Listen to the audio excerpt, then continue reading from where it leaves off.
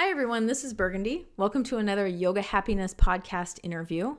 This interview is with Juan Alvarez. He is local here to Columbus, Ohio. Everybody has been so far for my interviews. I've known Juan for a couple of years. He has been a student at my studio for a couple of years. He taught meditation classes at my studio. Just a wonderful guy all around. When I first decided to do podcast interviews, it took me a little bit to think about the fact that Juan actually teaches this stuff. This is his job, and I'm admitting that it didn't dawn on me quickly enough to interview Juan.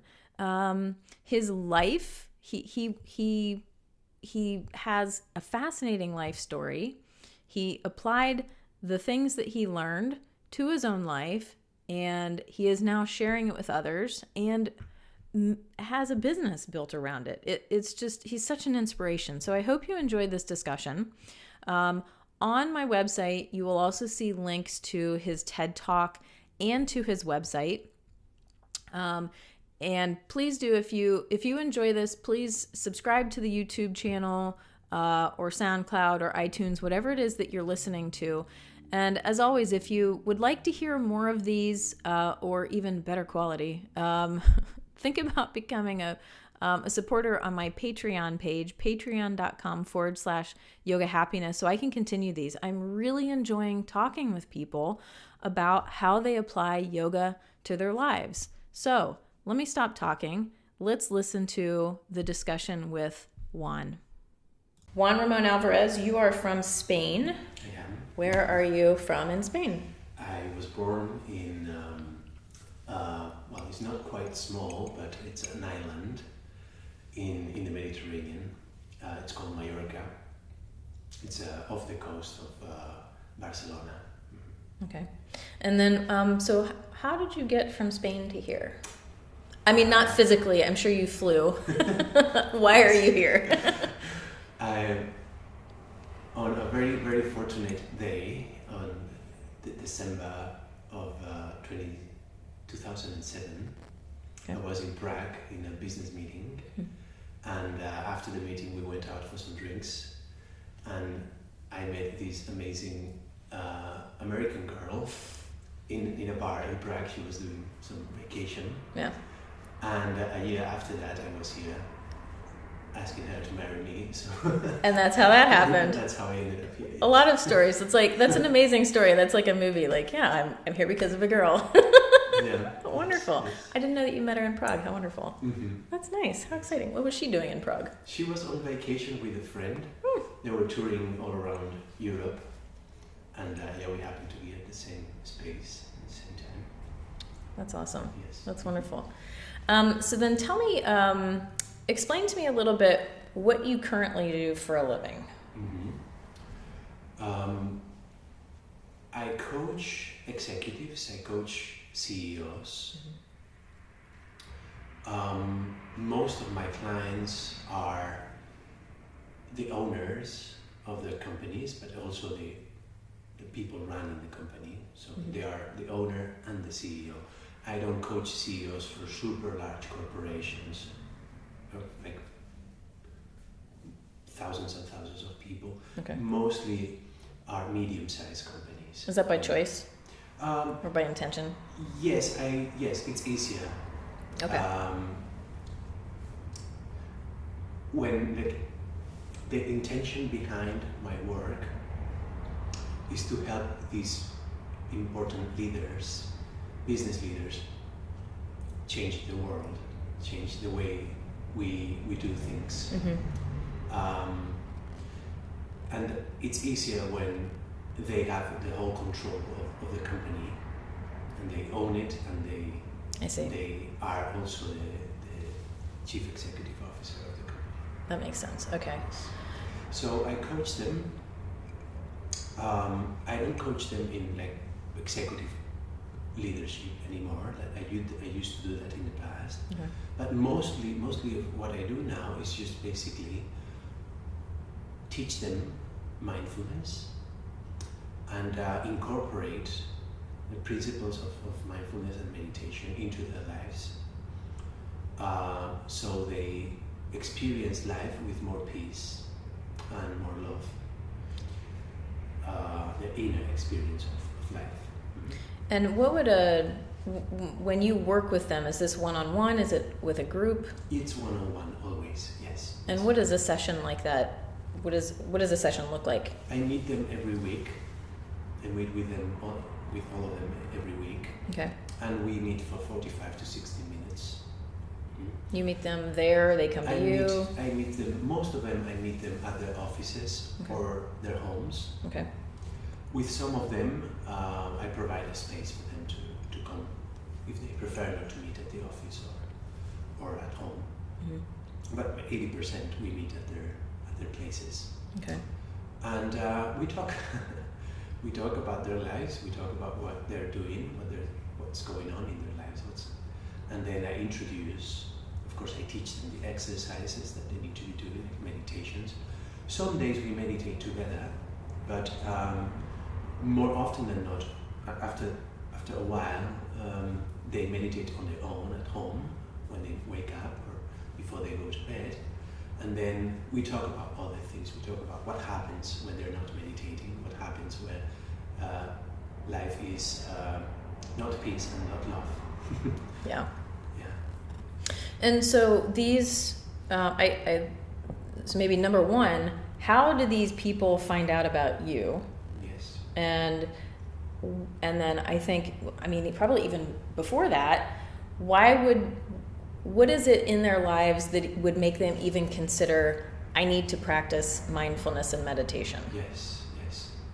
Well, nowadays, more often, always, they find me because of someone else that has previously worked with me. That makes sense. In the beginning, though, I guess because of my background as a CEO and 17 years of executive management, I was kind of drawn to work with this type of people, and I was familiar with the environments of executives and CEOs. And when I decided to start doing this, I already was coaching in leadership some CEOs. So it was a natural evolution for me to go from being the CEO of a company to coach CEOs in other areas of their businesses, and then to coach them into leading themselves mindfully. Yeah. And so then what is your background? How is it that mindfulness and meditation became part of your life, and what did it do for you? Okay. So, well, I began my career as an executive or a businessman really early in my life and abruptly. Like I didn't choose to become a businessman at all. I was 18 years old, and I was completely focused on becoming a mountain guide. That was my goal in life. And yeah. All my free time I would spend rock climbing or walking in the mountains in Mallorca, in Spain. And I even had some certifications already. I was pursuing becoming an alpine mountain guide. But my father, he was an entrepreneur. He was truly he had it in his blood to be an entrepreneur. He had a medium-sized company, and he passed away quickly. He was diagnosed with cancer and passed away quickly. And from one day to another one, basically, I went from aspiring mountain guide to the CEO of my dad's company.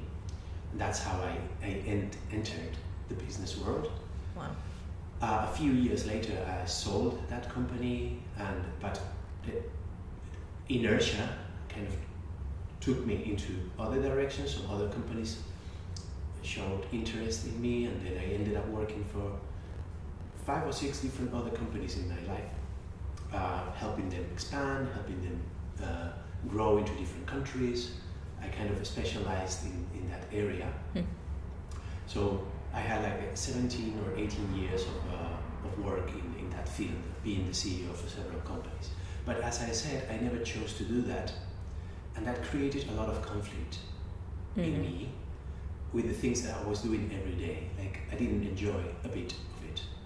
I became good at it, and I was able to do it because I learned, but I never enjoyed, and I always had a lot of conflict and resistance. And that caused me a lot of emotional problems. So trying to look for a solution to my inner problems and my anger management, I had issues with that. I was not in a good spot with life. So I started looking for people that could help me. And I was like 20 years old or something when I met this guy that lived in Madrid, and he used to be a Buddhist monk. He spent almost 15 years in Nepal with the Dalai Lama. He quit being a monk, came back to Madrid, and started teaching meditation. And this is like 22 years ago in Spain. Nobody was talking about mindfulness or meditation. This was pretty weird. But people told me, no, that you need to go talk to him. Like, he may be able to help you. So I started meeting with this person, and then he ended up becoming my teacher. And he taught me like lots of things, from philosophy and mindfulness and practice of meditation. He never brought the dogma associated with it. Like, he taught me in a very secular way, like non-dogmatic way. He never included the Buddhism that he was trained in. He just taught me the principles, philosophy, and exercises, but without the beliefs or the rituals or the dogma associated with it. Now, was that his choice or your choice? Was that a discussion? That was his choice. Okay. Yes. He thought that just the practices and the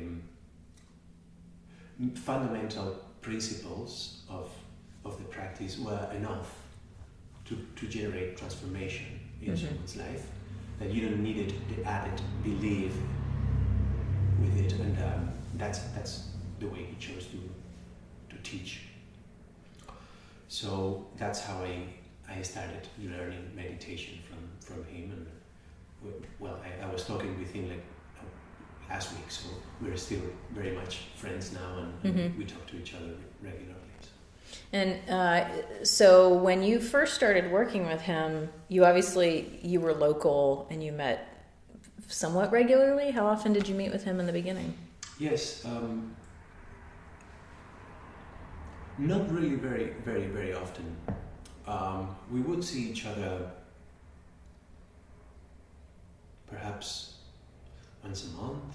Okay. Something like that. Yeah. And then as you went through that, then eventually you told me once that he finally said to you, you're ready to start teaching this yourself. Oh yeah, that was many years later. Many years later, I was already living here in the US. I went to Madrid, stopped to see him for a couple of hours, and then he told me, whatever you need to learn now, you're going to learn teaching other people. So it would be great if you go back to Columbus and you start teaching people. And that was kind of my first, the first step towards what I'm doing now, like, integrating all the coaching training that I've had in the business world with mindfulness, which has always been a very important part of my life and a passion of mine. And that's where it all was born. That's how I ended up. Like 1 or 2 years later, I started doing what I'm doing now. That's interesting. So one thing that I don't know that I've ever talked to you about is when you personally went through the experience with your teacher, you said you weren't in a very good place, you needed this, and so then when you started working with him, what changes did you notice? How quickly or slowly did that happen? What was, after your first meeting, what was that like? Well, it was very impactful. I remember the first time I practiced with him, it was very truly impactful. Like, I've never done anything like that in my life, and all of a sudden I'm sitting quietly in front of this guy, and he's guiding me into meditation, and it felt peaceful for a moment. I was able to quiet all my noise, for a moment, and I truly, like, I connected with him, and I connected with the exercise. Of course, that was just for a little moment, and I lost it all the moment I stepped out on the street.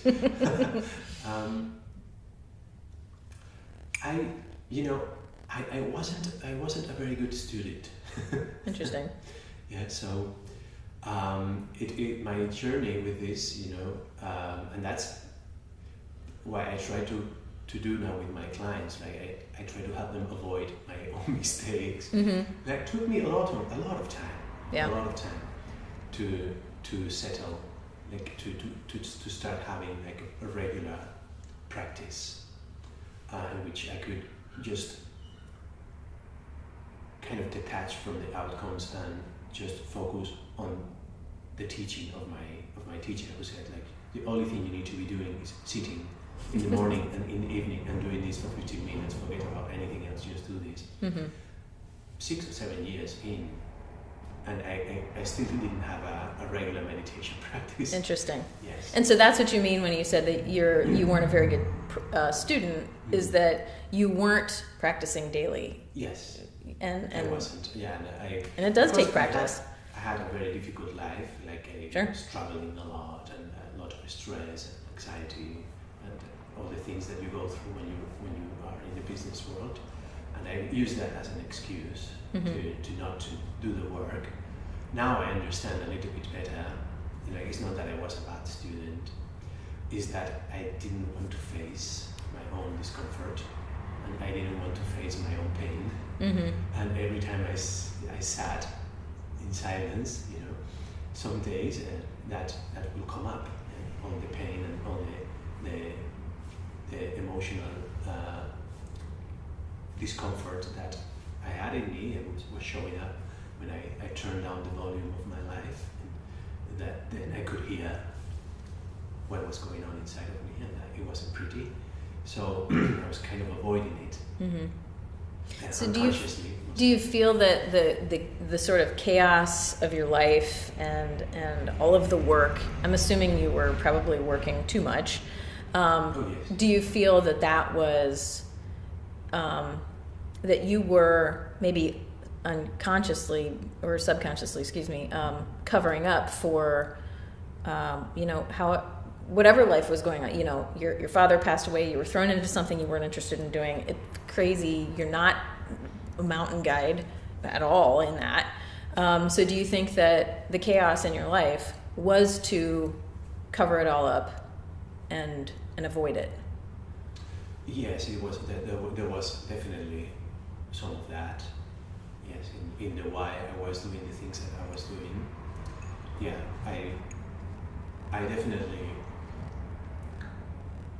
tried to escape from my own pain, doing things like being very active in the business world, like working 15 hours a day and traveling like every week and doing lots of things to get distracted from the reality of my very uncomfortable experience of life. And then also definitely I used substances to avoid feeling what I was feeling. Like I used to smoke. That was like my go-to drug. Like that would take me away from my pain. And I would drink alcohol. Like not that I was an alcoholic, but I would drink regularly just to not to experience whatever I was experiencing in that moment. Definitely. Yes, it was a way of avoiding being with myself. Also. Yeah. And then when did you, what did you see, maybe you didn't notice it at the time, but what did you see start to change in your life, in your personal life and in your business life after you started this practice, whether you're doing it regularly or not? Well, as I said, it took a while. But with some focused practice and a little bit more of an understanding of the why am I meditating, what is it that I'm trying to accomplish here. I started developing more self-awareness, inner self-awareness, like I was able to be more present in my inner experience of life, like which kind of thoughts are coming into my head, how am I interacting with life emotionally, and I was able to gain some visibility on what's happening inside of me as I go through life. Mm-hmm. Yeah? And that was the turning point where I developed enough presence to see what was going on inside of me.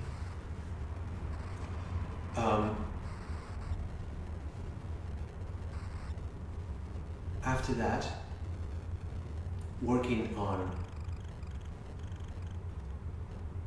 just making peace with the present moment, however the present moment looked like, was the path that brought me to experiencing life with more inner peace and more inner love.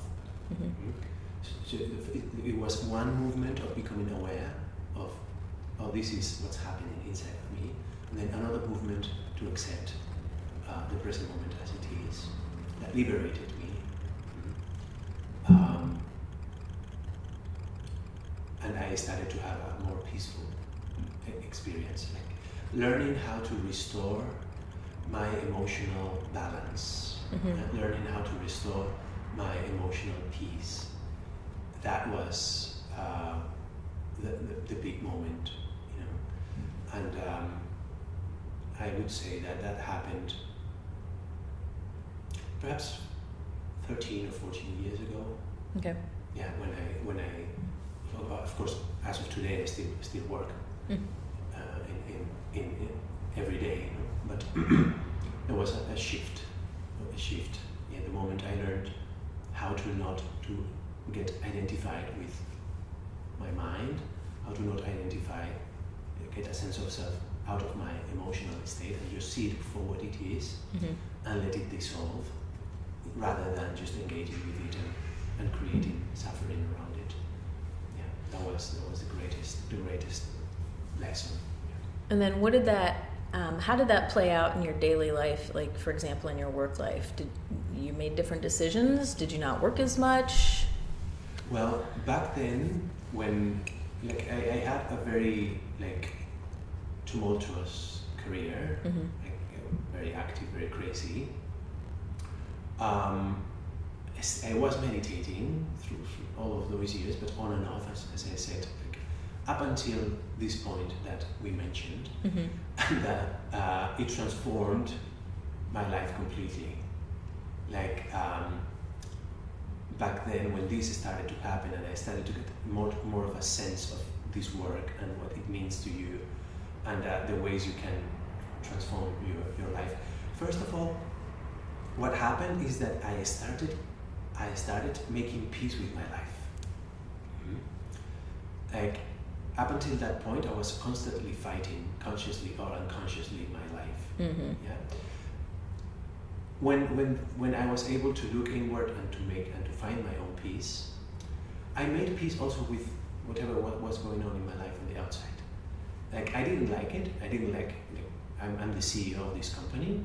I don't enjoy it. I don't like it. But this is what's happening right now, and I could make room for it. For the first time in my life, I could make room for it. So I started to be more at peace even with that. Definitely, my stress level through the day changed completely, and I started going through my occupation with a little bit more of calmness and peace. Yeah. Ultimately, and it's kind of a paradox, because accepting where I was and accepting my life as a CEO and stopped fighting, so I stopped creating suffering around that. It allowed me to, all that space that I created for it, allowed me to question it from a different place that I've never been able to question it before. And that was what allowed me to make the decision, I'm free to go now. I'm not going to be a CEO anymore. I'm just going to leave this. Like after a year and a half, I remember to have a very, very clear moment of awareness in December of 2011, doing some practice at home, and it was a quiet day. My wife was traveling. I was just by myself, and that was the moment where I truly started making peace with everything. And then in 2013, I quit being the CEO of that company to start coaching other people. So that was exactly the choice. Was you decided, and I'm sure it wasn't like a snap decision, and you had to plan for all of this and all that. But so you went from being CEO of the company to actually being a coach, and there was not a job in the middle there. No, there wasn't a job. It was pretty radical.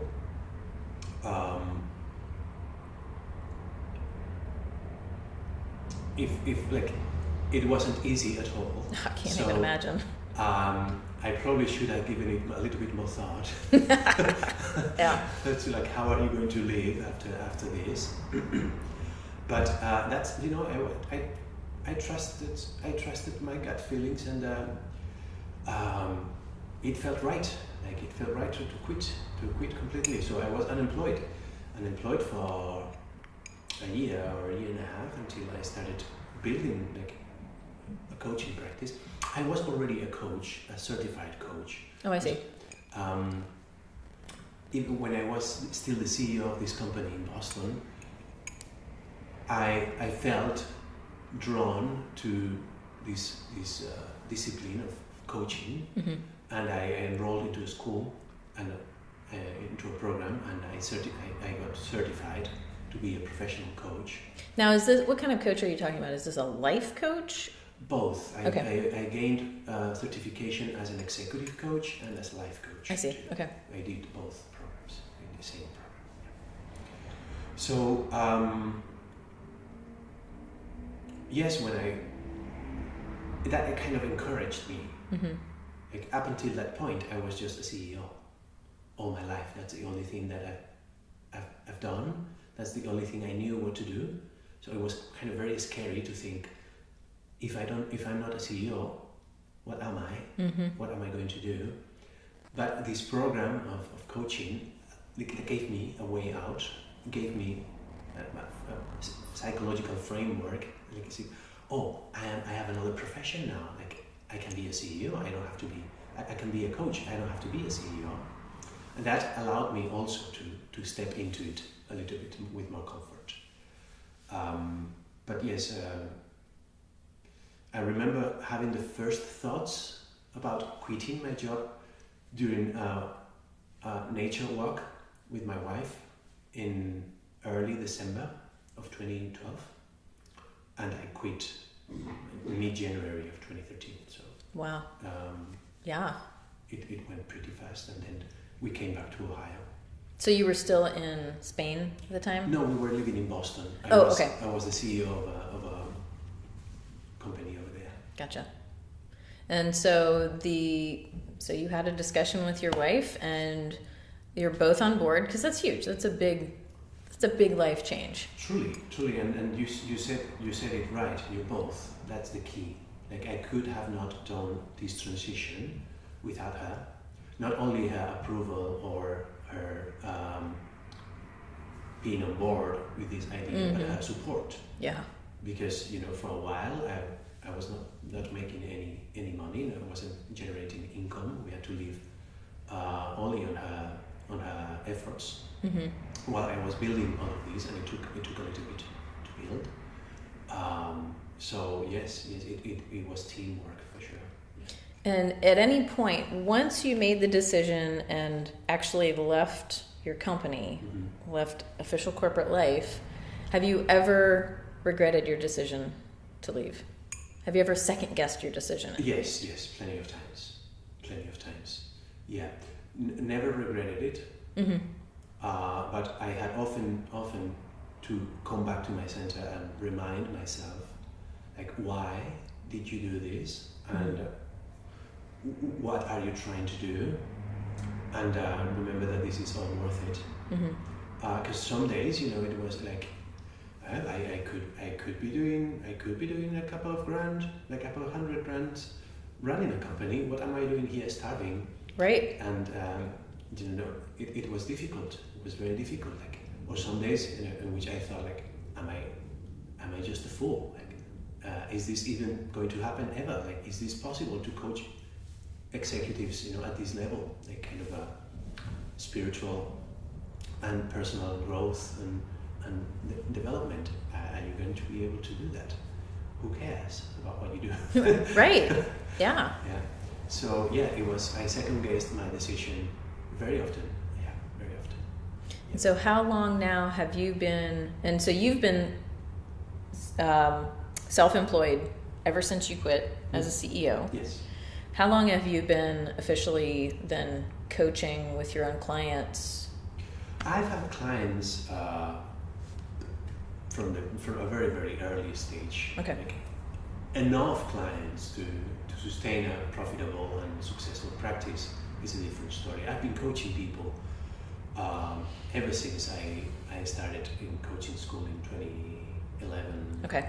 Yeah. I've been self-employed since 2013, and I've been running a successful business practice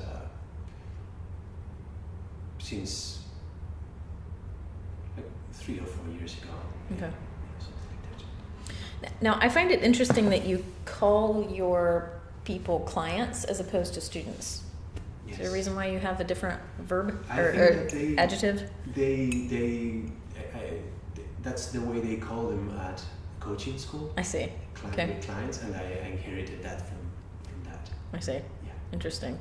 Now, is your style of teaching, what you are teaching people, is this different from what you learned in coaching school? Because the way that you talk about how you're working with your clients seems a lot different from other coaches, life coaches, and so forth that I've come into contact with. Yes, it has nothing to do with what I learned at coaching school.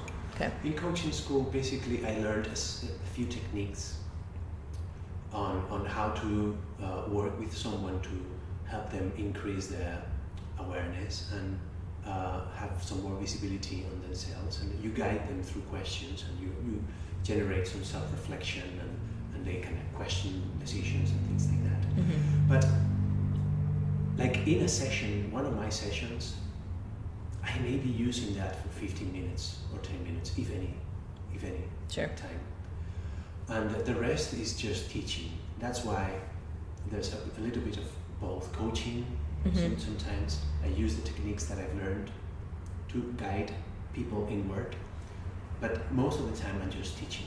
I'm just transmitting information and using their life events, whatever happened last week when you got really mad at that other executive in your company, reviewing that from a mindfulness standpoint, and what could have been different, things like that. And when you are working with your clients, then do you bring in stories from your own CEO experience because I mean, obviously you chose this route, I would imagine, because you were a CEO.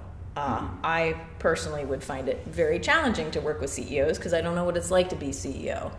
So they can relate to you. So then do you bring in those stories and examples? Sometimes when I find it would be useful for them, if there's a point to be made, I definitely can use my life experience to not only with my work as a CEO, but with other aspects of my journey as a fellow mindfulness practitioner. I may use my experiences with some challenges or difficulties or things to make a point. Yes, yes.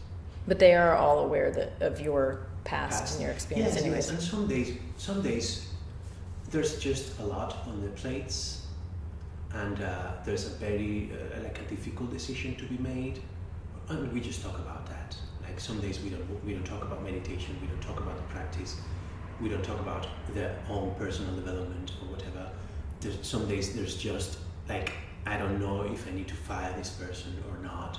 I don't know if I should accept these investors into my company or not, or whatever. And we just talk about it like friends, or like someone that can understand what they're going through, because I've been through those things as well. Sometimes there's just a little bit of that. That's not work, of course, but it's needed some days. So yes, I think it helps to have someone that has been where you are and understands what you're going through. That helps. My choice though, like, why did I choose to work? Of course, it's kind of, I was a CEO when I was 19, so it's part of my life. Being that part of it's part of who I am still, right? But the motivation, the ultimate intention behind why do I work with these business leaders is because we need better leaders. Yeah. I've experienced a lot of bad leadership through my career, a lot of it. And there are people out there that are totally ready to improve themselves and sacrifice lots of things to be better. But even to have the intention to do so doesn't make things easier. Right. It's very hard. It's truly difficult. These people are heroes. But the impact that they can have is tremendous. It's just one person, a little shift in the way they experience life, a little shift in the way they see the world, and then they are impacting their teams, they are impacting their families, they are impacting their clients, they are impacting the community, they are impacting their suppliers, they are impacting their investors or partners. It's hundreds and hundreds of people, thousands of people just with one person. The leader is in a very unique position, like improving the way they experience themselves, improving the way they experience lives, will have a tremendous impact on hundreds or thousands of people around them. So it's a very focused work on my end to help these people to live with more peace and more love and spread that onto the world. It's like it's a very conscious decision on my end. I choose to work with these guys because they have a lot of power to change things in the way we live. Through entrepreneurship, yeah, we can use entrepreneurship as a force for good, and they can bring tremendous impact, tremendous positive impact into our communities. Now, what's interesting to me is the concept of bad leadership. So I personally have had challenging managers and higher ups that I've worked with. I'm not exactly sure how to ask the question, but how would I know if I'm a bad manager? How do I know if I'm a bad leader? Because I would imagine that coming to you for help, first it sounds like a 12-step program, but I need to acknowledge that I have a problem. Yes. And I imagine that you want to work with people who are choosing to work with you. Nobody's forcing these people to come to you. Absolutely. That's not my job. So how do they know? How would one know if they were a bad leader? Maybe they don't mean to be. Mm-hmm. Of course, no one means to be a bad leader. Of course not. And there is, like, either there is awareness or there is not. Yeah. Yeah.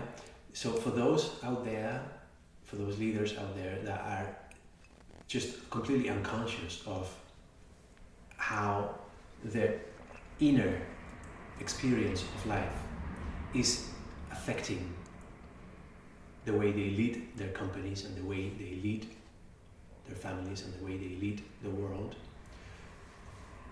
there's very little we can do. Yeah. Because you cannot go to someone and shake them and say, you need to change. Because that's not how it works. You need to first realize that you need to grow, into some in some directions. Acknowledge that, like, oh yes, there's a space in me for growth, and then look for help if you want to be helped. So that's people that don't realize that things could be different. Those would not be my clients. My folks are the ones that they've already realized, like, man, I would like to not to get angry every time we talk about this. Or, man, I left this meeting again and I raised my voice to this person, and I feel terribly bad about that now, but on the spot, it seems like I didn't have an option. Like, that's how I reacted to that circumstance.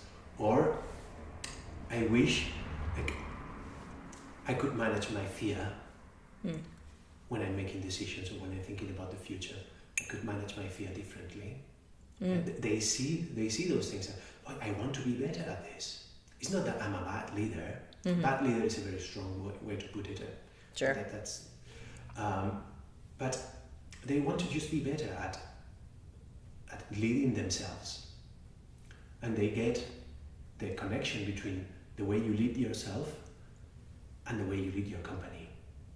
Yeah. So the moment they start looking inward to improve things outside, then is when they come to me. It's interesting. So it's almost like a chicken and the egg thing. Like you need somebody to be a little bit aware in order to continue to teach them awareness. Exactly. So that one little piece needs to happen there. Exactly.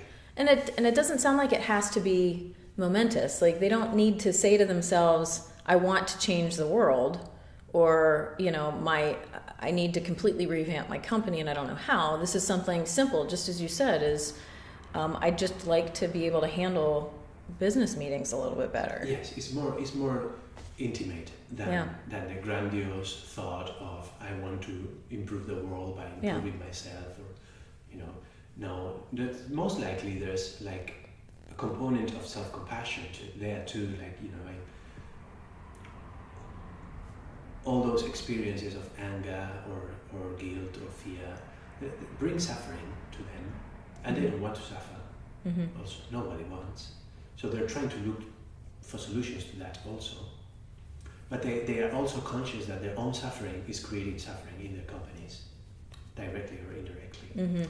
And they want to avoid that because they want to be a good leader, and they don't want to bring their own darkness into the company or into their families or whatever. So they want to take responsibility for it.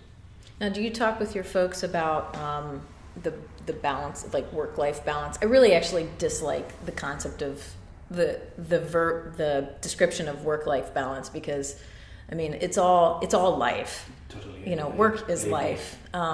But I think really what people mean when they say work-life balance is, at home, personal life. Well, yeah, I mean, it's just balance in general. So, is some of what you talk about with your clients that, not bringing work home. I mean, I don't even know what you would talk about, but I mean, personal life is part of that. It's often brought up to our sessions from then. I don't normally spend much time working on the surface with that.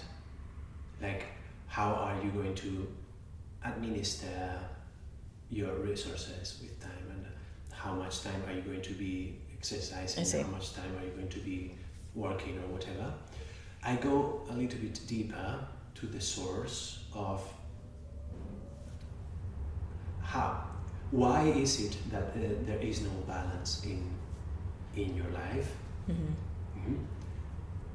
Let's bring some awareness to the way you are experiencing life, to the way you are are you present when you are making decisions about your time? Time management is nothing other than decisions. You're making decisions. You have a certain amount of resources you need to allocate, and then you distribute them. You make Tuesday I'm going to do that. On Thursday I'm going to go to Chicago for this meeting, and on the weekend I'm going to do this or that. It's just constantly you're making decisions about time. How present are you when you are making those decisions. That would be my point. And what happens inside of you when you are making those decisions? What's your emotional state? What's your mental state? Which kind of thoughts do you have around it? Are you do it consciously or unconsciously? So for me, it's all about the inner experience of this moment and what's happening in it. That's it's so important. The idea of, well, it's ridiculous for me to say this, the importance of staying present. I mean, that's, as a yoga teacher, as a yoga practitioner, that's all of it. That is the whole purpose, is to stay present. Sure. What I find challenging and what I've experienced in the corporate world is multitasking and all of the emails and the instant messaging and the texting and the phone calls, all of these things that come in at the same moment, and the challenge of prioritizing, and well, I guess that's it. The challenge of prioritizing, but also being mindful of and respecting my own time, and when all of these things are coming at me that seem to be emergencies, recognizing that I can't help 5 things at the same time. I can help one thing at a time. And it seems to me that there's just so much that's been grown into our society as far as how we are supposed to respond to things quickly in emails, quickly in text messages. And I feel like a lot of times we don't spend enough time responding and thinking about something before we respond, before we accept the meeting on Thursday in Chicago when I can't possibly make it and still sleep and eat and take care of myself. Life just seems to be so crazy. It seems that this kind of a thing, what you are teaching people, CEOs, I can see the benefit, because as being the worker lower down in the pyramid and being a person that was higher up, I always look to the top. I look to see, what is the president of the company? What's the CEO doing? Because if I want to become a better employee, if I want to one day run my own company, if one day maybe I run this company, I'd like to see an example of what it's like to be at the top. Exactly. How do you be at the top and still be healthy, mentally, physically, and otherwise? Exactly. That is very important. They are the people in the spotlight, number one, and the way that they carry themselves, just as you said, affects thousands of people and they don't realize it. But even just by example. Mm-hmm. Exactly. For example, I was talking with one of them the other day, and he was saying, Wednesdays is my day, and I don't schedule meetings on Wednesdays. And more often than not, I will just go out and ride my mountain bike for 2 or 3 hours, and then I come home and then I will do some email or something, but I will read things that are inspiring to me and connect with my mission again, and the why the 500 of us are doing. He has 500 employees. Why are we doing what we're doing? So I can go back to the office and keep inspiring people to say, yeah, we need to do this seemingly unimportant task, but this seemingly unimportant task is connected to this other greater mission, and that's what we're doing, and that makes sense of all the effort and all the things that we do. So yeah, these are very special people. Yeah, it's important. They truly want to be an example of that balance, health, and inner equilibrium. Yeah. Mm-hmm. And so you just recently came back from a retreat. Yes. With many of your clients. 8 of them, yeah. Eight of your clients, yeah. And on a retreat type thing, What kinds of things do you people do on a retreat? Well, in this particular retreat, we practice a lot. So we woke up early, 5 a.m., something like that. Practiced the first meditation in the day together, like in a group. I guide them and we practice together. Then we had breakfast. And after breakfast, there would be like a long session of teachings that sometimes is just me talking, sometimes is a little bit more of a dialogue or conversation around a theme. Mm-hmm. Most often presence or mindfulness, how to be there, emotional management or relationships and love, these big themes. And that session would run for 2 or 3 hours. We would stop, of course, to meditate also in between, and we would go to do a little practice and then continue talking, and then after that we would go for a walk or a little hike to move the body a little bit, have lunch, and then after they have open time. Basically all afternoon is open. Through the afternoon though, I'm conducting private sessions with them, like 30 minutes, 35 minutes, like a very focused session. Mm-hmm. Because in the retreat, it's just more intense work and it's easy for them to have more insight. Mm-hmm. So it's important to do like a private session as well. And then we gather again for dinner, and after dinner we'll do the last meditation of the day, and that would be like a normal day. In this retreat, we also included debate and discussion around what it means to be healthy, and we talked about eating habits and our struggles with food and like crazy hours and travel and how to stay healthy, and we talked about exercise, we talked about sleeping, just to try to give. I'm not a specialist in any of these areas, but at least to try to create a conversation about, okay, I'm doing this or that, can we share things that have worked for me, things that have worked for us, and even share recipes. That's wonderful. There was a little bit of that too. That's great.